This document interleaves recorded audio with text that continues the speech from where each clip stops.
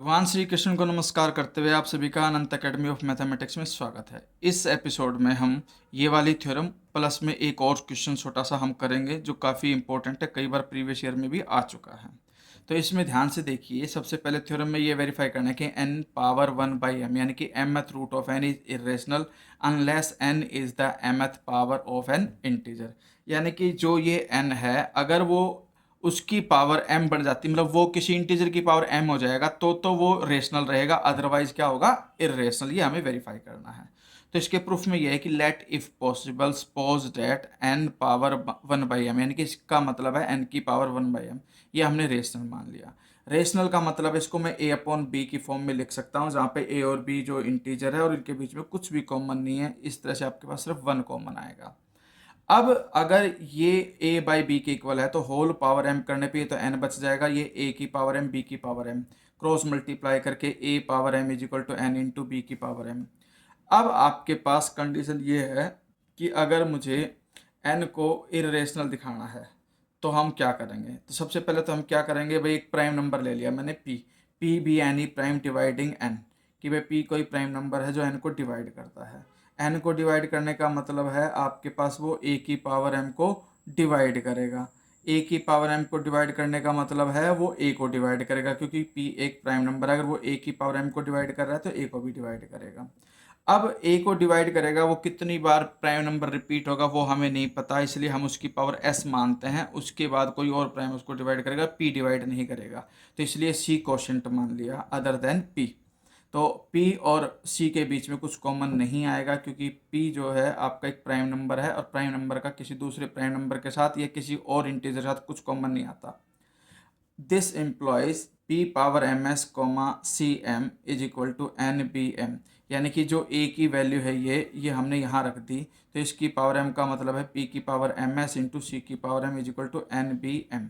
अब a और b के बीच में कॉमन है सिर्फ 1, यानी कि p अगर a को डिवाइड करता है तो वो b को डिवाइड नहीं करेगा, और डिवाइड नहीं करेगा तो p और b के बीच में भी कॉमन 1 ही आएगा। b की पावर m कर दूंगा तब भी 1 आएगा, और p की पावर ms कर दूंगा तब भी 1 आएगा, यानी कि आपके पास p की power ms into C is equal to N B M. तो जो p की पावर ms है वो इस एन बी एम को तो डिवाइड करता नहीं है, तो किसको डिवाइड करेगा, वो n को। तो यही कंडीशन यहाँ पे लिखी है कि अगर p power ms divide n b, so p power ms divides n। अब this shows that ms is the exact power of p such that p ms divides n, यानी कि जो ms पावर है वो p की exact power है और p की पावर ms n को डिवाइड करता है। That is the power of p which divides n is a multiple of m, यानी कि जो पावर है p की वो मल्टीपल ऑफ m होगी। लेकिन हमारे पास जो ये p है वो एक आर्बिट्रेरी प्राइम डिवाइडिंग है जो n को डिवाइड करता है, यानी कि कोई आर्बिट्रेरी प्राइम लिया तो उसकी पावर m करने पे भी वो एग्जैक्टली n को डिवाइड कर रहा है। तो इस तरह से हम जितने भी प्राइम लेंगे सबकी पावर m जरूर होगी, क्योंकि वो सब n को डिवाइड करेंगे। तो इस तरह से सभी प्राइम्स का प्रोडक्ट की होल पावर n कर देंगे तो वो कहीं ना कहीं जा करके n के इक्वल आ जाएगा, क्योंकि सारे प्राइम फैक्टर्स का प्रोडक्ट ही आपका n होगा, जो भी हम यूज करेंगे, जो भी n के फैक्टर होंगे वो। तो इस तरह से n is the mth power of some integer, क्योंकि उसके जितने फैक्टर हो सकते थे हर फैक्टर की पावर m आ गई, तो इस तरह से जो n है वो किसी न किसी एक इंटीजर की पावर m आ जाएगी। तो यही हमें इसमें प्रूफ करना था। इसके साथ साथ हम ये क्वेश्चन और देखते हैं, छोटा सा क्वेश्चन है, ध्यान से देखना। थ्योरम है कि let log 10 2 is irrational, base 10 है और log 2 की वैल्यू को हमें इरेशनल शो करना है।